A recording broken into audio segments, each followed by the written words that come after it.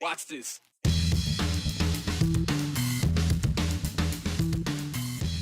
There's been a big push against education in Idaho recently, with claims of ideologies and indoctrination being pushed on our kids. Another Idaho school district is pushing back against those allegations. Unfounded accusations are just one of the layers laying heavy on Idaho's teachers. The pandemic has also forced them to adapt quickly and be ready for change at a moment's notice. That toll and the job itself is wearing on them at an alarming rate. In the separation of fact and fiction when it comes to crisis standards of care in Idaho, today the legislature got a lesson from healthcare leaders. Mentions these days are usually a good thing, with social media and all. You hope it's because you're being acknowledged that is for something good. But what if that mention isn't online, but on the record in a legislative committee meeting? And it isn't for something good you did, but something bad you allegedly didn't do or did do?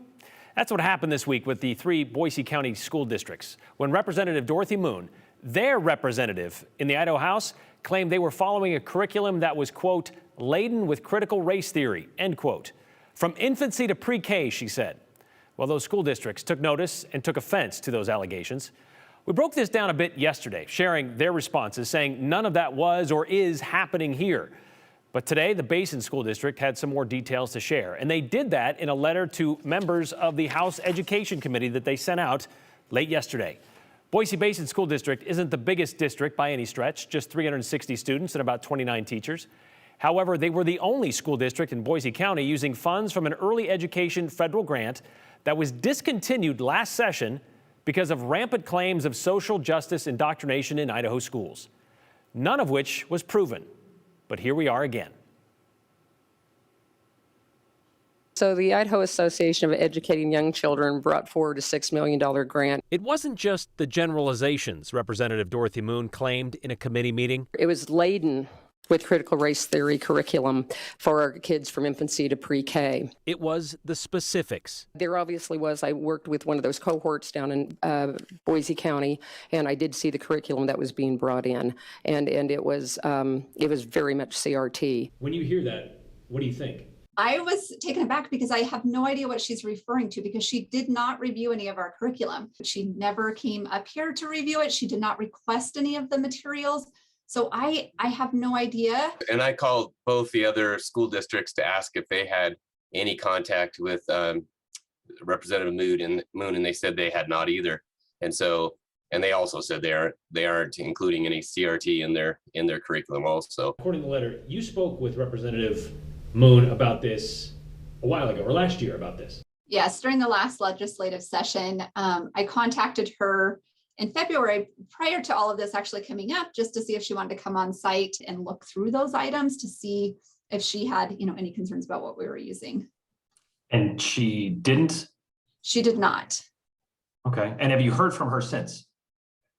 No, I have not. We had, I think, 2 conversations last spring, and then some email exchanges where I sent her our strategic action plan, but she did not review any curriculum or any of those items. It was our strategic action plan and then a letter I had written about our program. Because if you were to go back and look at the hearing, you would probably see there was a lot of CRT materials that were being provided to these school districts. So it is there. This narrative of critical race theory, indoctrination, ideology being taught in our schools, when you hear something like that, especially being put on the record at a State House committee hearing, what do you think about that? I think it's a major distraction and disinformation. It's just, I don't know what other purpose there is. I think you could probably go in every single preschool in the whole state and you're not going to find anything. You can go K through 12 and you're not going to find anything. So I think it's just a major distraction. It is hard to not take it personally. We have had so much success with our preschool program, and we've been highlighted before about the success of our program. It's over 20 years old. It is a homegrown local program, and to hear that was just, our teachers are very upset because they feel like they're being accused of things that they are not doing. What is it going to take? Have we gotten to the point this year where people are saying, okay, we've been down that road, what's it going to take to change this and focus on something that actually is happening? I would encourage people to talk with their local educators and talk with their schools and go and seek out information yourself. And any one of our parents can come in and have a conversation with us. If they want to look at the curriculum, I am happy to show them the curriculum. I would just encourage people to think about how they're being manipulated, because I think they have to go to the source. We haven't had anybody, not anybody that's come and asked for curriculum. Not one, he says. In the 4 years that he's been superintendent of the Basin School District, nobody has asked to see the curriculum from pre-K to 12th grade. And it's all there, all open and available to see. That grant money that Representative Moon so proudly pointed out was defeated by her chamber started out as a $3 million grant and is accepted back in 2020 by the Idaho legislature and put into use. Basin School District, with the oldest continuous community-supported preschool program in the state, used that original grant money to pay for parent workshops, to get them learning tools like puzzles and games, to help them work with their kids at home. Well, their share of the $6 million no curriculum strings attached grant would have been about $40,000, which they tell us would have helped cover tuition for pre-K education and help pay for more of those family resources. They say it will be a challenge to fund their program in the future without grant money. We tried again to ask Representative Moon some questions about her comments from earlier this week.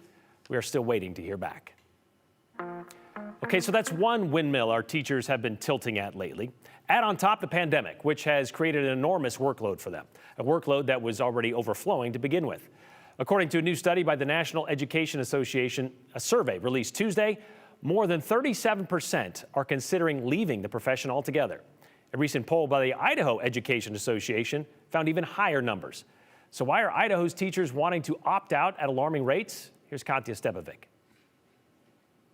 Over 50% of educators are looking at either early retirement or completely leaving the profession or moving out of state. That's according to a recent poll sent out to Gem State educators by the Idaho Education Association. We've not seen numbers this high previously. We've had an attraction and retention problem in this state. There's a teacher shortage across the nation. And so this isn't new, but it is becoming a more broad concern. Lane McAnally, president of IEA, says a large part of that is due to low teacher salaries and the cost of living going up. Add on top of that all the extra pressure teachers have consistently faced during the pandemic. Take it from Jacqueline Jablonski, who retired last summer after 33 years as a teacher, both in West Ada and Boise School District. I made less than most of my nieces and nephews and kids coming out of college in other professions. But she says it's not just the low wages that are pushing teachers out. You went, okay, I might not be making a lot of money, but at least I still love what I'm doing. And then when the pandemic came in, it was in and out, in and out. I went, I don't even know. Once I started hearing what the meetings were going to be like and what everything was going to be like this year, I went, you got to be kidding me. It's so overwhelming to actually read papers, grade papers, do all that, lesson planning, and then pandemic, test scores, keep your desk clean, keep the kids 8 feet apart. She says while she wanted to continue teaching, she decided the stress and mental strain from the pandemic wasn't worth it anymore. Everyone's been asking me if I'm going to be a substitute. I could get paid more working at McDonald's or Starbucks than substitute teaching. So why? Today, she still worries about the teachers and the students left behind. They want to be loved, they want to be cared for, they want to make connections, and they want to learn. And there are a whole bunch of people out there who want to be those people for them, but not when it comes at the risk of, burnout, mental health, frustration, exhaustion, low pay that you can't even afford a home. We all went in because we truly feel it as a calling, and to not have, when those group of people say it's not worth it anymore, it's going to be troublesome. While teachers and staff dedicate themselves to education, connection, and the development of students, Jablonski says the future is worrisome if steps aren't taken to create a better work-life balance, ease mental exhaustion, and create affordable wages for Idaho teachers. Unless they're willing to make the work environment a pleasant one, and I don't know how that's going to happen, but we're losing a generation of kids for connections. There's going to be more mental health issues. There's going to be more, mental health with the suicide rates are going up. And so not only with the kids, but even a lot of the teachers. We're already having a teacher shortage. And so the attraction and retention of educators is going to continue to decline if we don't see the governor's recommendations pass through the legislature this year. I know we've heard these stories for the last couple of months, sometimes even longer, hearing from these teachers, but those perspectives are still sometimes difficult to listen to. It is a critical situation right now when it comes to education and teachers in Idaho. And teachers like that can only hope that their stories are being heard at the State House. But there might be a little bit of a light at the end of the tunnel, because some of those teachers, they may be inspired to stay should Governor Little sign House Bill 443, which is on the way to his desk. This morning, the Senate passed the bill, which would give all public school districts the option to opt in to the state insurance plan. And right now, some teachers pay upwards of $1,500 a month in health insurance costs, with up to $5,000 deductibles. This would put public school teachers and staff on the same plan as state employees. And if signed, it's going to cost about $150 million a year, plus a one-time buy-in fee up to $75.5 million. Part of that money is going to come from a fund that gives leadership bonuses to teachers who take on extra duties. Extra for teachers, right. Senator Jim Woodward says the bill may help lower property taxes, and some districts use levies to help fund health insurance, you may know. Thus, this bill could be considered a pay bump in kind of a workaround way. Governor Little has 5 days to sign this bill into law, which he is expected to do. I move that we suspend House Rule 40, so as we appear to be in the stage of session where there may be lengthier discussions on the floor, as we witnessed yesterday, so as to allow the consumption of small incidental snacks on the floor. Some of the lighter stuff at the State House in the form of incidental snacks. Floor debates sometimes can go on for hours, forcing lawmakers to sit there with a rumbly in their tumbly. But there's actually a rule about eating while on the chamber floor. House Rule 40 says smoking, consumption of food and beverage not allowed in the representative chamber or gallery while the House is in session. So Representative Rubel of Boise, as you just heard, asked in a formal way to break that rule. The question before us is, shall we suspend that part of Rule 40 that would allow you to consume small quantities of incidental snacks, I believe, on the floor, The clerk will lock the machine and record the vote. Overwhelmingly, they got more than 2/3 majority needed for that motion. The motion to food, by the way, is what it was called. It passed, as you saw by the green on that screen. Small quantities of food, we were told. 13 lawmakers did vote against it. What kinds of snacks couldn't wait until lunchtime? Well, according to Representative Greg Cheney, apparently members were snacking on things often stocked in the House lounge, like granola bars, popcorn, trail mix, but the one with the fake M&Ms, and apparently had yogurt-covered blueberries in it. We got quite the detailed description of what was being eaten on the House floor. Motion to food will be in effect for the remainder of the session. So, representatives, feel free to food.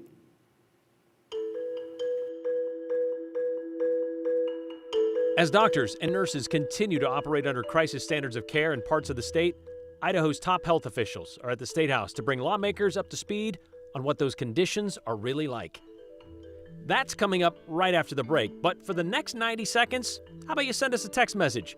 We'll take your questions and comments about the show. A number is on the screen, 208-321-5614. Be sure to include your name and the hashtag #the208. If it's clean, concise, and clever, we could share yours at the end of the show. If not, maybe tomorrow.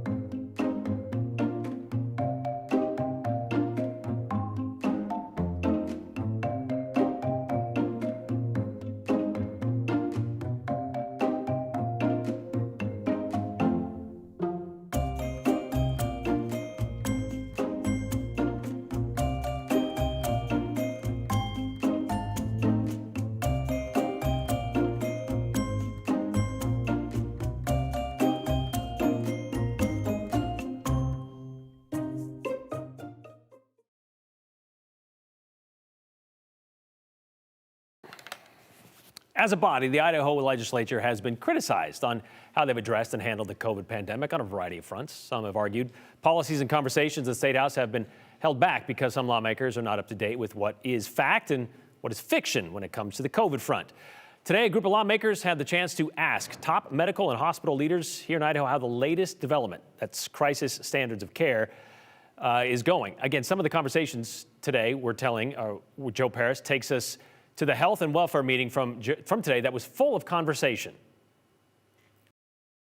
It can be easy for some to put out of mind, but Idaho is again in crisis standards of care in the state's most populated regions.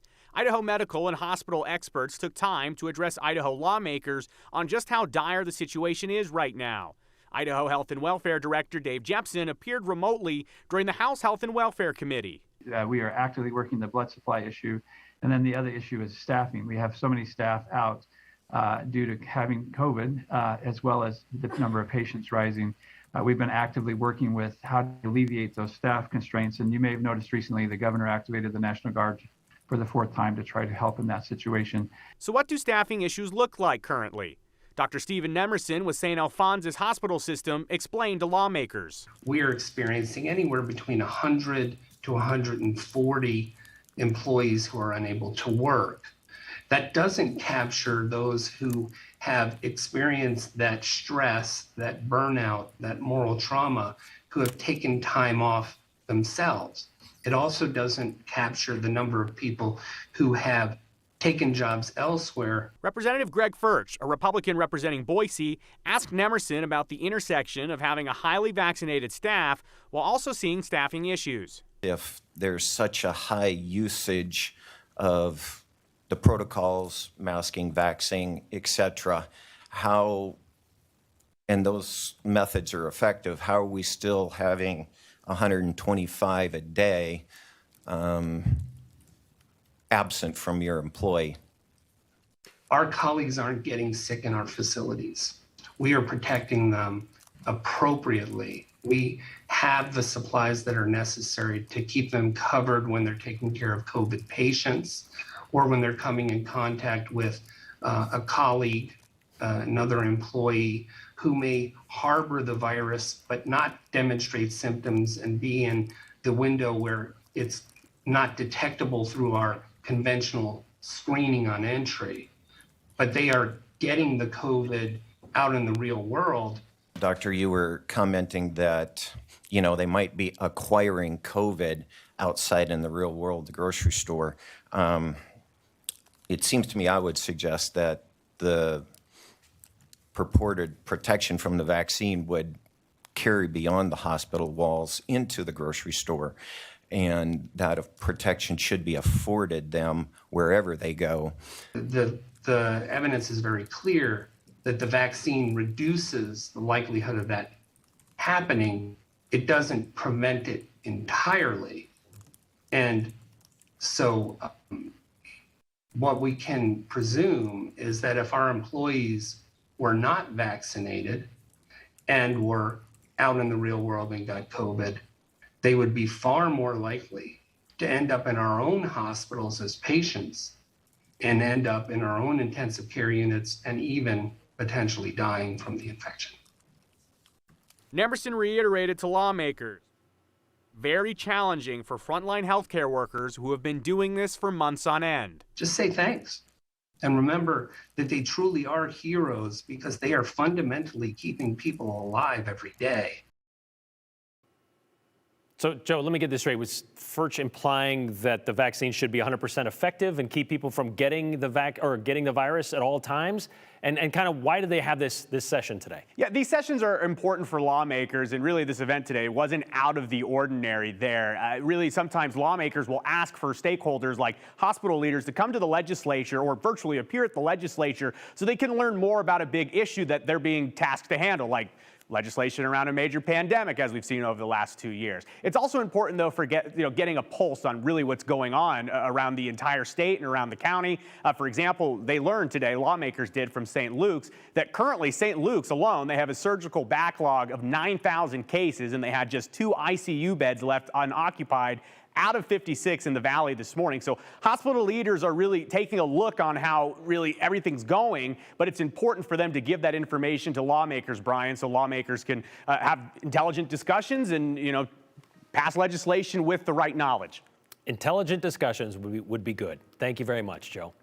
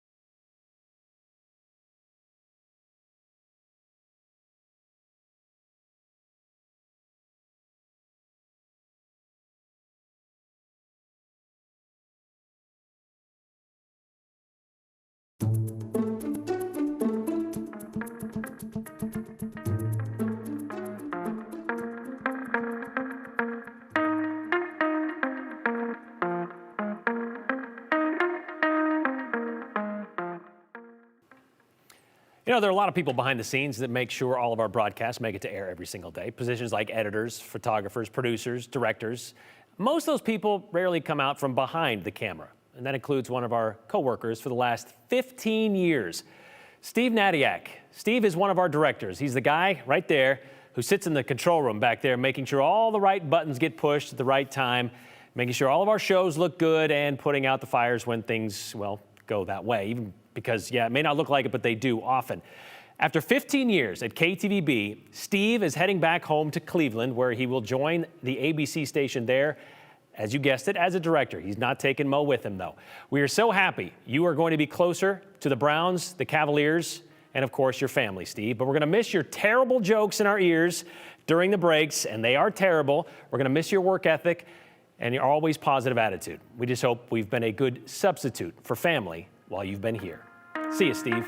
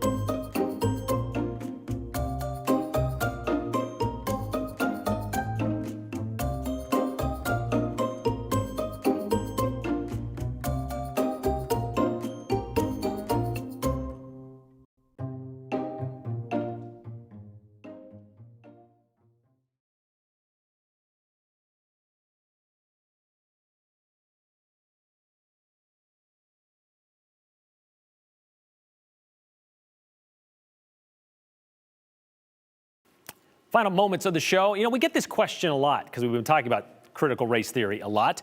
Please explain what exactly CRT would look like in a preschool. Of course, it is a law school level topic that is discussed only in the higher levels of law school, so not in pre-kindergarten classes. But that is a question we would love to ask Representative Moon, should she respond to our emails. Explain to me why Representative Moon can lie, get caught, and it's still okay, asked Kevin, because she obviously was not truthful in that committee hearing. Maybe Representative Moon should write Basin School District a check for the $40,000. She seems so bent on them not having it, says Jim in Boise. I'm beginning to conclude that we get uninformed legislators from uninformed electors. Makes the case for high-quality, effective education, says Bill. It's a flat circle, Bill. It's all a circle. Thanks for watching today. We'll see you back here tomorrow.